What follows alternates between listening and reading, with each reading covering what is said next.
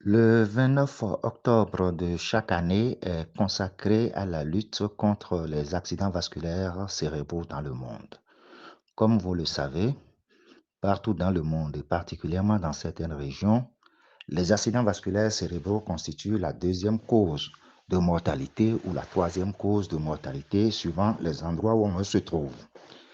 Particulièrement en Afrique, la maladie est très fréquente et touche entre 100 et 1000 personnes pour une population de 100 000 habitants, ce qui fait qu'à l'échelle de la population de Parakou, environ 300 000 habitants, on peut s'attendre à avoir jusqu'à 3000 sujets ayant un accident vasculaire cérébral. Ce qui fait qu'un accident vasculaire cérébral du moins, ce qui fait que c'est une maladie très fréquente, 3 fois plus fréquente que l'infection par le virus de l'immunodéficience humaine. Ça, c'est des études qu'on a effectuées ici à Parakou et aussi à Cotonou. Les données dont nous disposons aussi font preuve que les sujets ne connaissent pas significativement les signes de cette maladie et les facteurs de risque, c'est-à-dire les facteurs où les maladies, quand on les a, on augmente la probabilité de faire un accident vasculaire cérébral. Ce qu'on sait, c'est qu'un adulte sur 4 fera un accident vasculaire cérébral dans sa vie. Ceci est d'autant plus important que la survenue de l'accident vasculaire cérébral est très précoce chez les sujets de race noire comparativement aux sujets de race blanche. Des études que nous avons effectuées à Parakou et en Afrique, comparativement aux études réalisées en Occident, ont montré que l'âge moyen de survenue d'un accident vasculaire cérébral est autour de 57-58 ans en Afrique et particulièrement au Bénin, alors que en France et dans les pays occidentaux, l'âge moyen de survenue est autour de 71-72 ans. Donc, on a un écart de près de 14 ans de différence entre la survenue des AVC au Bénin et en Afrique par rapport à ce qu'on a dans les pays occidentaux. Autrement dit, c'est une maladie grave, sévère, qui touche les couches les plus actives de notre population. J'aime bien comparer l'accident vasculaire cérébral à la traite négrière qui a privé l'Afrique de ses bras valides. Ainsi, on voit que à l'âge moyen de survenue des AVC en Afrique, c'est des sujets qui sont encore en activité, alors qu'en Occident, ça touche plus les retraités. C'est également un drame parce que ses conséquences sur le plan social et économique sont importantes. Et il est donc important, et particulièrement en Afrique, d'asseoir des stratégies de prévention. Et on ne peut parler de stratégie de prévention que lorsqu'on connaît les facteurs de risque.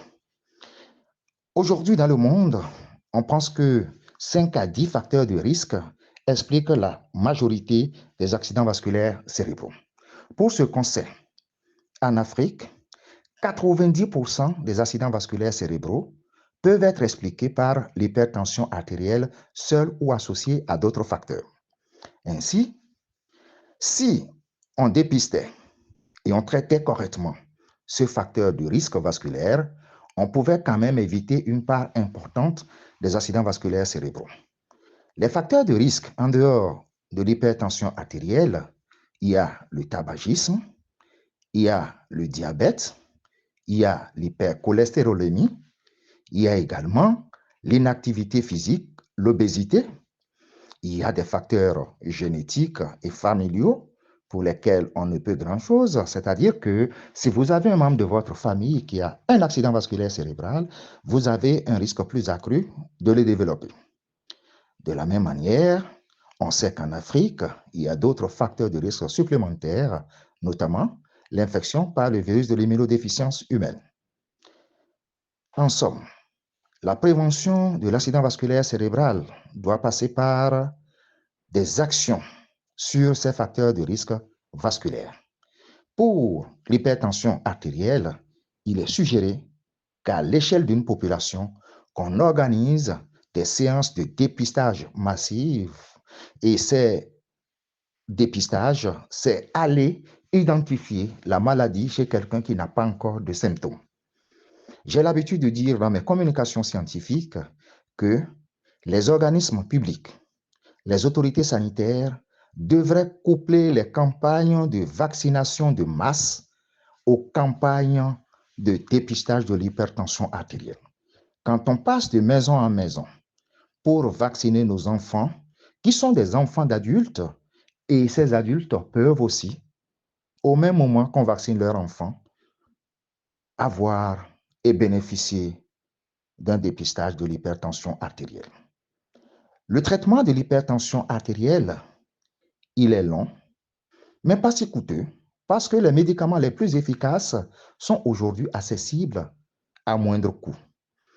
Et je compare souvent même ces coûts au coût des médicaments pour l'infection par le virus de l'immunodéficience humaine, qui aujourd'hui sont quasiment gratuits pour tous les sujets.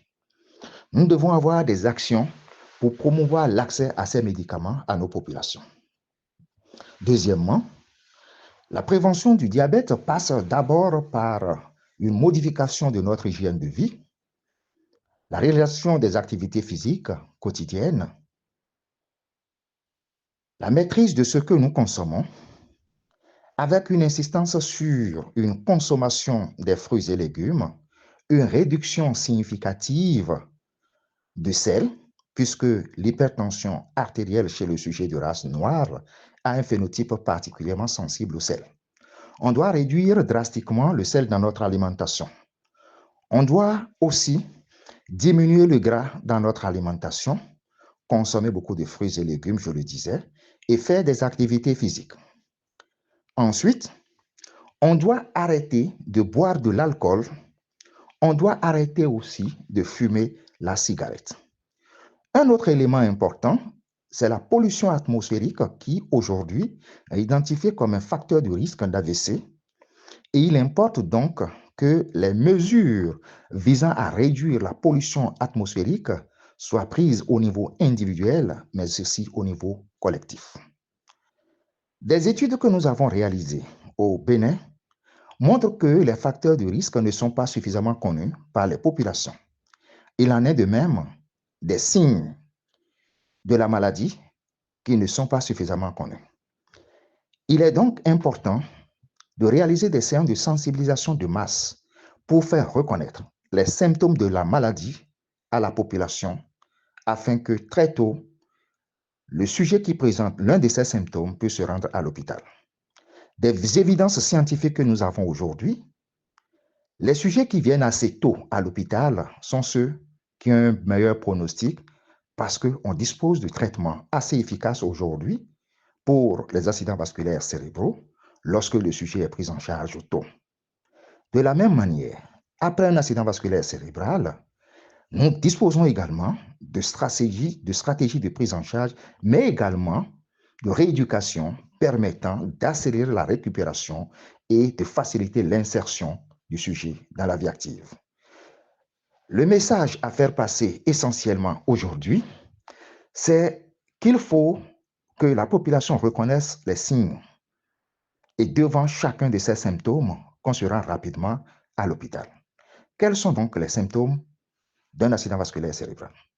Lorsque brutalement, vous perdez l'usage de la parole, vous sentez un membre paralysé, lorsque vous sentez un côté qui est engourdi de façon brutale, lorsque vous avez des troubles de l'équilibre de façon brutale, ou vous perdez une partie de votre vision, tout ceci survient de façon soudaine, vous devez absolument penser à un accident vasculaire cérébral et vous rendre à l'hôpital. Et ceux qui viennent à l'hôpital, comme je le disais tantôt, sont ceux-là qui ont un meilleur pronostic. Le deuxième message devrait être que tout sujet âgé de plus de 25 ans devrait commencer par contrôler sa pression artérielle chaque année, sinon tous les 3 mois. Et lorsqu'on est hypertendu, on doit aller à l'hôpital, suivre les conseils du médecin, pratiquer l'activité physique, réduire la consommation de sel, manger beaucoup de fruits et légumes, essayer de perdre du poids, ne pas toucher au tabac et prendre ces médicaments lorsque le médecin vous les prescrit.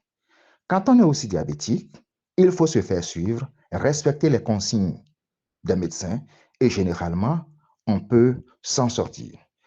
Troisième niveau d'intervention, c'est à l'échelle communautaire et à l'endroit des autorités publiques. Nous avons des structures organisées de prise en charge des AVC, des filières qui sont bien établies et qui ont montré leur évidence aujourd'hui. Il est important de structurer ces filières au niveau national, au niveau régional, mais également au niveau local, au niveau de nos hôpitaux, pour que dans chacun des départements, on ait une structure dédiée à la prise en charge qui implique les différents acteurs, que ce soit les médecins, les paramédicaux, les techniciens de laboratoire, les radiologues, les urgentistes, et qu'on ait une unité qui coordonne l'ensemble de la prise en charge depuis la maison, impliquant les sapeurs-pompiers, le SAMU, les médecins à l'hôpital et la filière en aval pour que, après l'AVC, que les sujets puissent être bien pris en charge. Le message aujourd'hui, c'est beaucoup plus de cette journée internationale consacrée aux AVC, c'est la pratique de l'activité physique et asseoir les messages de prévention à l'échelle de la population.